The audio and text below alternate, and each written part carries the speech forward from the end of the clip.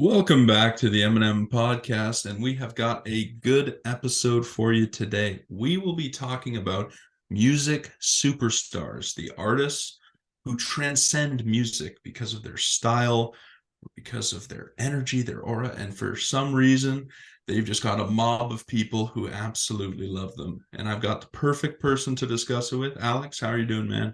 I am great. This episode, interesting. I had trouble picking different artists than you, honestly. Mm-hmm. I was going through a list and I was trying to find some good ones. And let's see if I will expand the horizon here, find Yeah. some more artists. Well, we've both got mics now, so we're halfway there to be professional Mhm. podcasters. I just need the headphones. I just need the headphones now. Yeah. Um, we were thinking about doing the whole episode in sunglasses, and we might do that, although I'm having quite a bit of trouble trying to read um our notes, but that's all right. I'll We're power just trying to look through. as good as the stars we're going to talk about today. Exactly. And Because that's probably the common denominator. They're all cool in one way or another. At least a lot of people perceive them that way. But I guess where we can start is like we're making the distinction between musicians and like superstars. So I guess what makes an artist a superstar in your mind? I think what makes another superstar, I would probably say the influence they have on culture, right? So like if they're huge in the mainstream, it means they're like everyone's listening to them, they're influencing everybody on a certain level. Even if you don't listen to a certain artist themselves, you hear about them, you hear about what they do in the public eye and everything. And that's a little different now than what it was back then. But Mm-hmm. I think lasting influence, even if you don't listen to their music. Yeah. So I think for me, what makes a musician a superstar is there's something else that comes along with the package, mhm. where it's not just music. There's some sort of like, whether it be their style, their presence, the folklore around them. So maybe that is the music. Like for me, like we can talk about some of our favorites. And I would say like Jimi Hendrix is like a perfect example of that, Mhm. where he was more than just a musician, more than just a guitar player. He was a superstar. He was a cultural icon. And why was that? Well, he definitely had a style. He had a unique style in terms of his fashion and clothes, but also the way he played guitar. Like Mhm. he revolutionized guitar as a technical player, but also just the way it looked when he was at Woodstock. And I believe it was him at Woodstock who like set his guitar on fire when he was playing the national anthem, right? Oh yeah, So he did that. He did that a few times. yeah, so like that, I guess that's sort of what happens, and then you can also look at the more modern examples where like someone like Taylor Swift is more than a musician. Like she has this massive like cult-like following where it's more than just music. Like people like their lives, it's so intertwined with her music, right? And her albums, and it almost like they'll say her music tells the story of their lives almost and And their I'm experiences. I'm glad you said that because it's when you sing intertwined with lives because she was like the small town girl relatable to like she was like the rags to riches kind of story, not that she was like poor or anything, but it's like she just Mm-hmm. became a superstar without like having any like nepotism, like any like family members in the industry kind of thing are huge. So Yeah. she's that girl next door kind of thing that just kind of like the average person who kind of made it. And that's it comes through in her music, right? The relatable Mm-hmm. stuff. She had her early stuff, all the breakup songs and everything. And I think the same thing with like Ed Sheeran. He had very another big influence today is it's like that everyday man, he's relatable music in the sense of just not catering to the masses, but he was one of the masses, right? Yeah. And I think like his early stuff, I mean, his songs were um kind of simple in a good way, like simple in that they don't have like massive arrangements. It's more about the lyrics and the storytelling. And a lot of his songs were about experiences that everyone would face, in their lives, Mhm. songs about love and, hard times and whatnot. So that's something everyone can relate to. And just looking, maybe we can kind of start out with those solo artists who have that superstar ability. And kind of an interesting subgenre of this group is, I would say, like the piano playing musicians Mhm. who are able to sell out football stadiums and basketball arenas just by playing the piano and performing. And that would be like Elton John and Billy Joel are the two that I primarily thought of. And Elton John, definitely much more of the showman, Mhm. but Billy Joel can't like not be brought up because he's compelling to millions of people, even though he's just sitting at his piano playing his songs for the most part. He's got the soul in the song, man. Billy Joel's soul. Mm-hmm. He's very, And yeah, I because guess like because you're trying to think of like what would make him a superstar? Why well like why is he so much bigger than any other musician who plays the piano and sings other than Elton John? And I guess it just comes down to the songs. Like and I guess, even though there's always that one other element, and I think he also probably he definitely had different eras throughout his music, but I think the biggest thing with him, partly I think, is his connection to Italian Americans. That's definitely yeah, like a big part of his fan base. Like he's from New Jersey and New York, Long Island, and he plays Mhm. Madison Square Garden. That's the only place he plays anymore is Really, Madison Square Garden. So maybe that has something to do with it, where the passion from his fan base is from sort of like a shared background, yeah, shared connection. and the love of community, like you said, Mm-hmm. because it's like the biggest song. He's known as the Piano Man, and his Mm-hmm. song Piano Man is about singing at the bar, just casually, just picking out all like the patrons in the bar and just kind of like describing their lives and seeing them, and they're like, man, what the hell are you doing here? Like you should play in stadiums. So it's like Mm-hmm. it's the community that he kind of like again, not catering to, but he's just a part of it, Yeah, and he's just kind of exactly. shining light on it. So And I think that's probably enough Billy Joel talk for this episode. I exactly. didn't Well, anticipate covering him as much as I ended up doing so, but that's all right. So looking at kind of the old school, let's look at solo artists first. Then we'll get to the band members, which is interesting because obviously a band, it's a shared thing, it's a group, but there are those artists that are able to stand out, right? And almost are bigger than the band itself. Um, so back in the day, obviously you had Elvis. We've touched on Elvis quite a bit.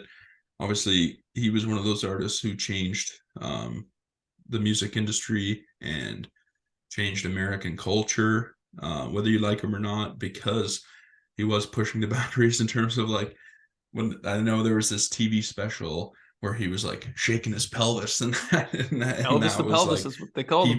people were just outraged. Yeah. So yeah, Elvis definitely had a big influence. And then there's the pop star as well. And I would say like Taylor Swift, we already mentioned, is a great example of that.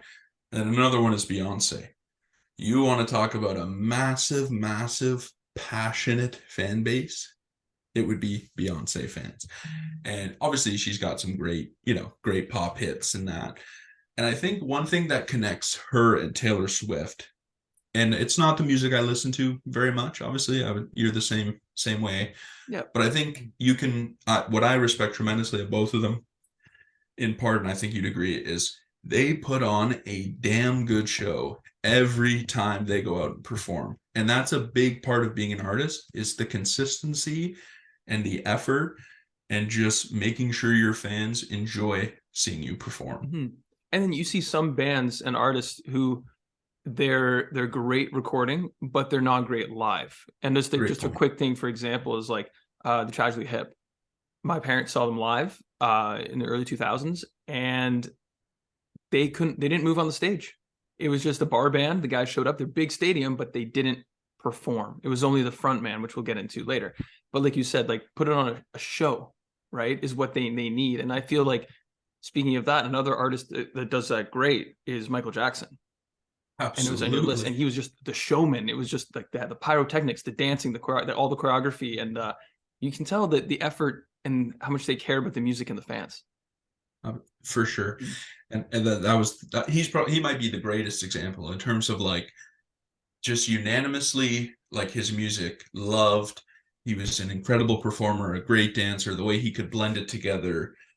But I do think it's also important, even when we do look at these superstars, is the essence is still the music. You Mhm. still need the music to become that massive star. And you look at some of the modern examples, we mentioned Beyonce and Taylor Swift, but even you look at like Drake. Mhm. Drake is a massive superstar. Mhm. Now with him, and I think kind of any modern artist, it's a bit different because you throw in the wrinkle of social media as that building of the mystique, not even mystique, it's just like building of fame, really, Mhm. right? And that you know, that gives and takes, because you also don't have the sort of the cool aspect of some of the old school ones, like even Kurt Cobain or Jimi Hendrix. And now part of that is their tragic ends, where just Mhm. the myth making and like the folklore becomes huge. But yeah, like Eminem, The Weeknd, like these are examples of like modern artists who just became that. And I think most of that is music. Like I think Eminem, a lot of it was music. I think part of it too is like he was the first like big white rapper. So he probably like kind of introduced the genre to a lot of like white people, especially in the US, right? So Mhm. that was like a big part of his fame, I think. And then The Weeknd, my God, like I was a Weeknd fan when I was in like grade 7, and he was just like cool, like he was on the radio a bit, and you know, he was like fairly popular, but I never thought he would become the biggest like artist in the world. And I didn't think so either. I just like a guy from Scarborough, and he's ended up just blowing up. And I know I didn't start listening to him, like actually listening to him, until maybe like university, just like second year or something like that. And I know he was like which was like probably like 4 years ago now, 3 years ago now. But again, Al was showing me him. He introduced me to him, and I think it's just because he, again, talking to Al about this, was vulnerable in his songs and music Mm-hmm. and R&B, and he wasn't afraid to have like that heart on his sleeve kind of songs and talk about those things. Yeah, and he definitely like mentioned in his songs, you know, like drug abuse, talked about like women and heartbreak and melancholy and different emotions that are relatable, obviously, to a lot of people. And the other thing with him, and I respect it tremendously, is he's been this massive star, like massive, massive star. But I never thought he's ever catered to the modern, like anything. Just like he was the one, he single-handedly, in my opinion, brought back the 80s sound to modern pop music, because he was the first one who did it. It started with Blinded by the Light, right? That massive song. It's one of the biggest songs of all time. And the cool thing about that is that's a modern massive pop song that's like a legit really really good song. People get sick of it because they heard it too much, Mhm. but if you played it for someone the first time, you'd say that's a great song. Like that's a great pop song. Yeah, and it's all this looking to the past, like the 80s is like kind of like this, like we look at rose tinted glasses now. There's just so Mm-hmm. much love for the 80s nowadays. You see it in pop culture like Stranger Things, and you see it in a lot of like The Weeknd brought all this back. And I yeah, it's just it's and same with the older artists. Like people are looking back to get influences in modern stuff. Like I mentioned another episode before, like Bruno Mars being influenced by like the 70s funk Mm-hmm. and pop. So that I love how artists are influenced by these like great artists that we love. So Mm-hmm. Yeah, and I think that's definitely always been part of music. Even you think of like the British invasion, like a lot of those bands got their influence from like old school blues music, right? From the south of the US. So that's kind of a tradition that's always been around in music, and it's great that artists are still, you know, still doing that. And then looking at superstars in bands, which is almost a more fun category to look at, because they were part of a team, they were part of a group, but they almost like hovered above that, right? And we already mentioned Jimi Hendrix. Now he was kind of a solo artist because he was, it was like the Jimi Hendrix experience and that. yeah. But he was in a band, in fairness. But you look at some of the more traditional, like in a true band, and I think two of them for me would be Jim Morrison and Freddie Mercury. And Mhm. I think they're very different. I think Jim Morrison was so captivating because of like his lyrics and his intensity when he performed. Like you're almost watching like, what is this guy gonna do next? And he was a bit crazy, right? Like a bit wild. And then you have Freddie Mercury, who's just like one of the most talented vocalists of all time and able to entertain everyone. Like Mhm. anyone could watch a Queen concert and walk away being like, wow, that front man was incredible. Yeah, and Freddie was just like just super gifted. I don't Mm-hmm. know too much. I know Jim Morrison, but I know Freddie Mercury more. He's Mm-hmm. just like his something to do with his teeth and his jaw. He was able to hit Yeah. like a higher octave or more Mm-hmm. octaves than artists. So Like he's extra gifted, but also octaves. just a Yeah. talented. Ooh. Talented Down musician and goes song Frazier. artist.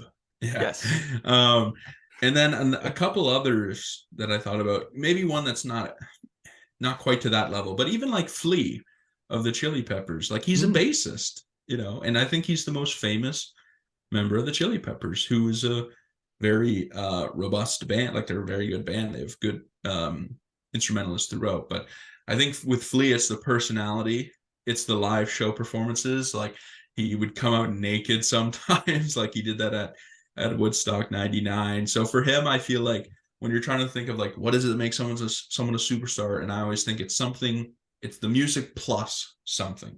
The music plus, because he was also classically trained. He was a jazz musician, and so I trained, and he's just studied music at school, so he played funk, and that's what his main field of study was. So he was actually Mhm. classically trained out of all of the Chili Peppers, and that's why he was just so good. But also he had that like X factor, like you said, like just crazy kind of Mhm. thing.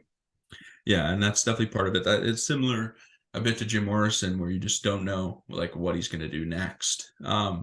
And then looking at maybe you had a few in your list. What like I who would did. you say is some of those superstars who were part of a band? Yeah, so part of the band, I'd say Robert Plant. He'd have to Mm, say like he like in terms of Zeppelin, they were all super good. I mean, you talked about this before, Mitch. You said it was like they're each individually some of the best artists of their like instrument. And I'm not yeah. saying the best, like one of the best. Hmm. And Robert Plant is just vocals cannot be emulated. How much you can say about Greta Van Fleet and everything, but they Hmm. just he has that voice, he has that presence, and just like the showmanship, like you're saying about like his clothing and style. Like I've heard Hmm. this rumor where like when he wore those like women's like shirts on stage, Hmm. it's because he took the shirt of the woman he hooked up with the night before Mm, and wore them on stage, and that was a tradition he did. yeah. Um, but just again, the presence that he's just on the stage. If you've seen a live Zeppelin performance online, like it's great. Like he's the one going out there and doing that. And Yeah. out of my list, Mitch, you see here, what do you think? What artist kind of stands out to you? And Well, I think the one we definitely need to mention, there's probably two, but the one that we really need to mention, I would say, is Kurt Cobain as a bit mhm, more of a contemporary example where like he is Nirvana. He is Nirvana. Like I don't know if I can think of another band where one member, usually it's two. It's usually a duo that drives a band.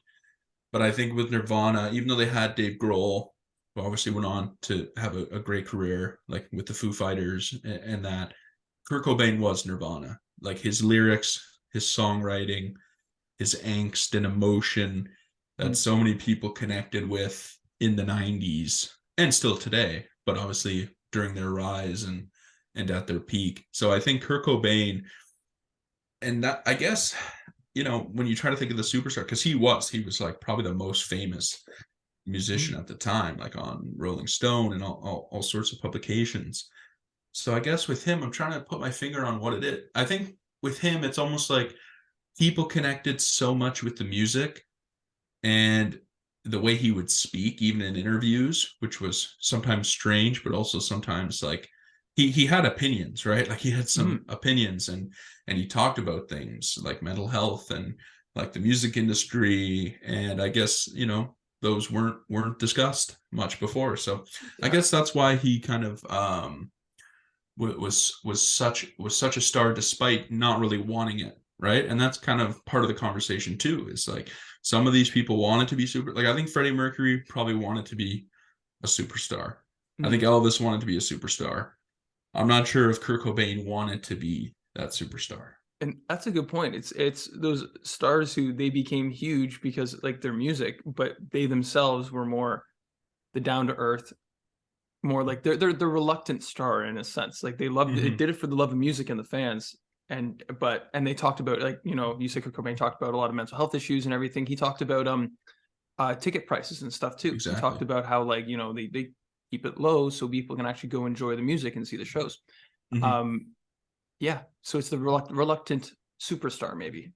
Yeah, and that could be kind of its own topic to discuss, but like just kind of like moving forward. And then I think maybe another one that could fit in that category at least where they didn't intend to become as big as they did.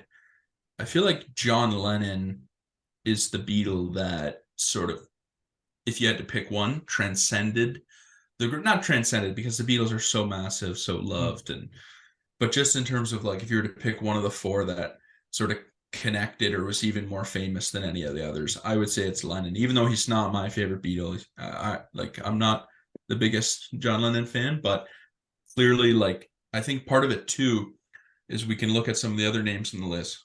Kurt Cobain, Jimi Hendrix, Jim Morrison, all tragically died at young ages.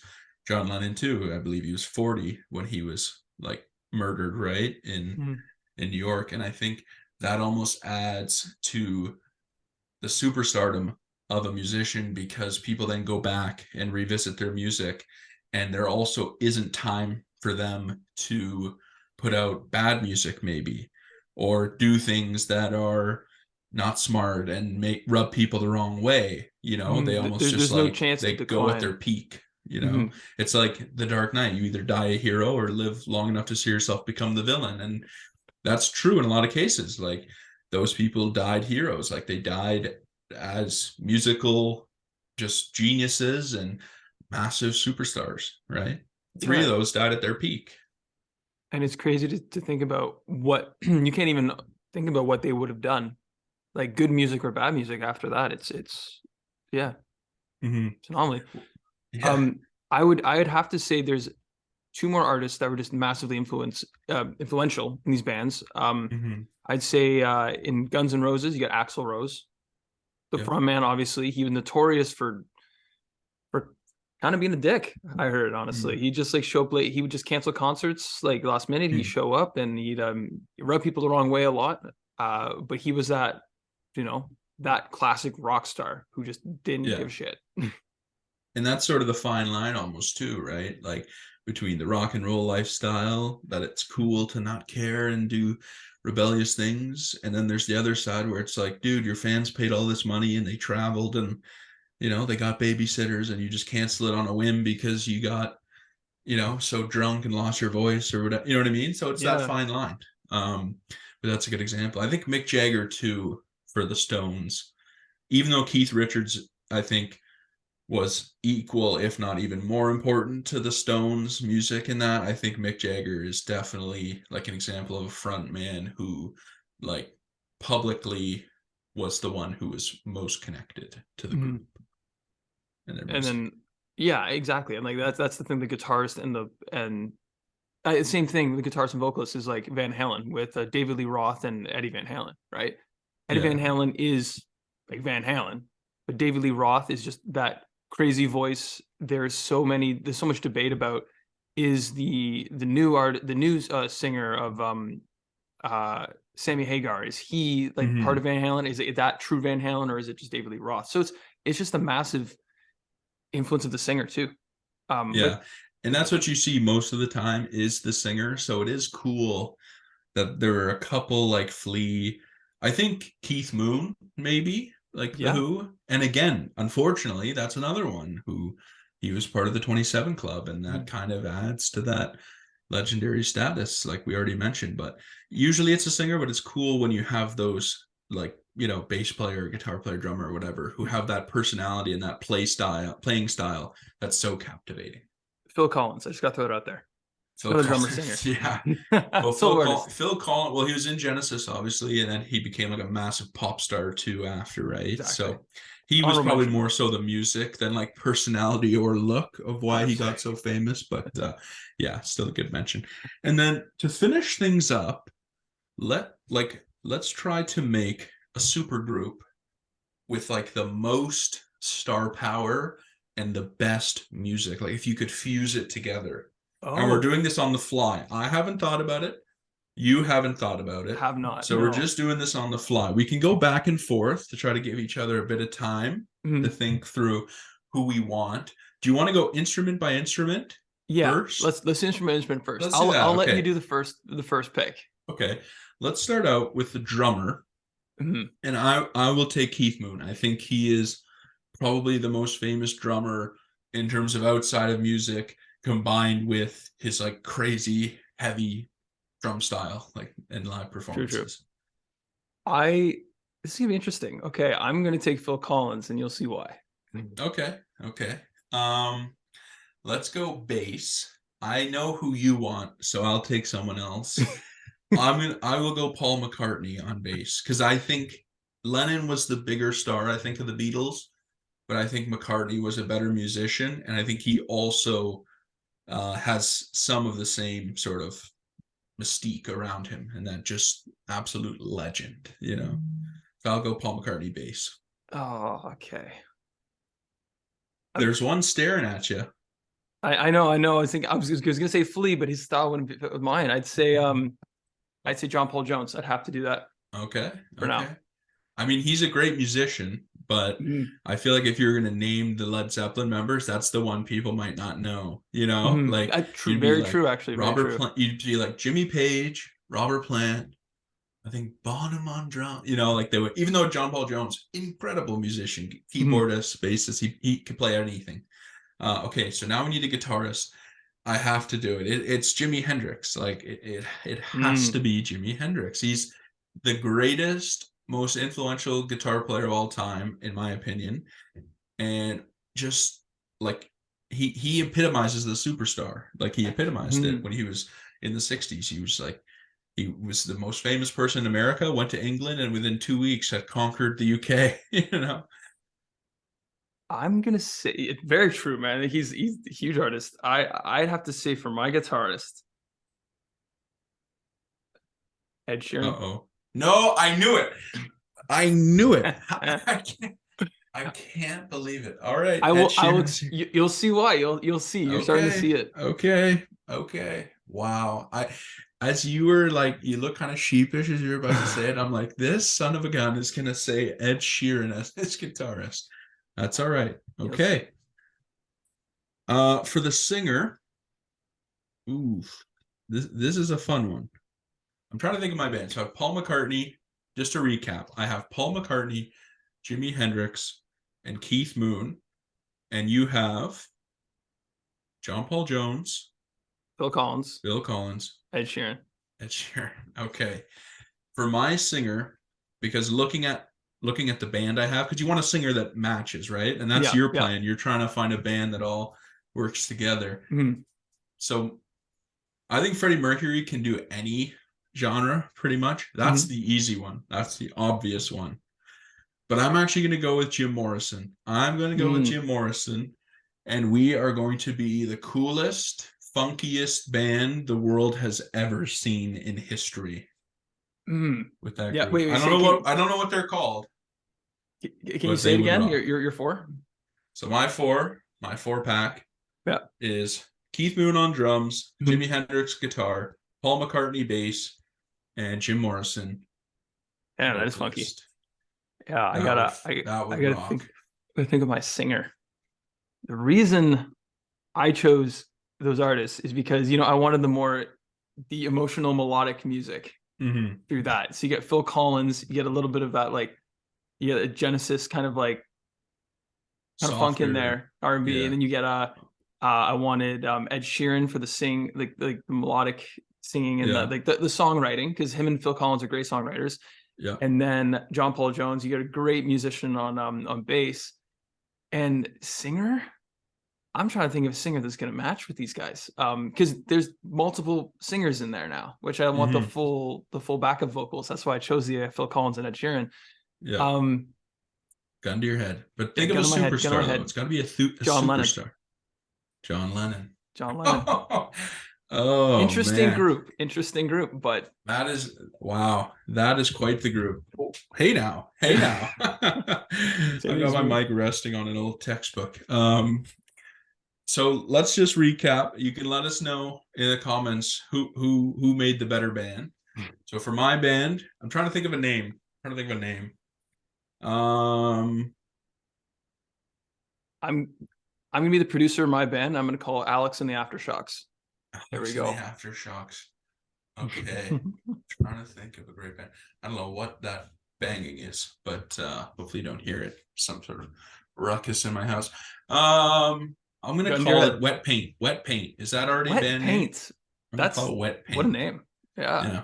All right. So my band, Wet Paint, we have Jim Morrison, Jimi Hendrix, Paul McCartney, Keith Moon, and Alex and the Shockwaves, or what was your band called? Alex and the Aftershocks. There Alex you and the go. Aftershock.